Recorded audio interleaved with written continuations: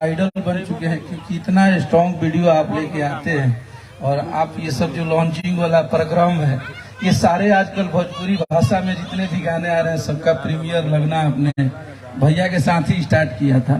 तो ये बहुत गर्व होता है कि आप हमारे भाषा के लिए इतना काम कर रहे हैं। आज हम लोग सेलिब्रेट करने के लिए आए हैं, हम लोग लॉन्च करने के लिए नहीं आए गाने को। आज हम लोग खेसारी नाइट में मुरब्बा सेलिब्रेट करेंगे। 2 दिन बाद ये भी कॉपी होगा आपका स्टाइल। तो आपको बहुत बहुत धन्यवाद भैया कि आप हमारे भोजपुरी के लिए इतना करते। Thank you. तो आर्या जी आप भी 2 शब्द बोली दीजिए। सबसे पहले सभी को नमस्कार है मेरा।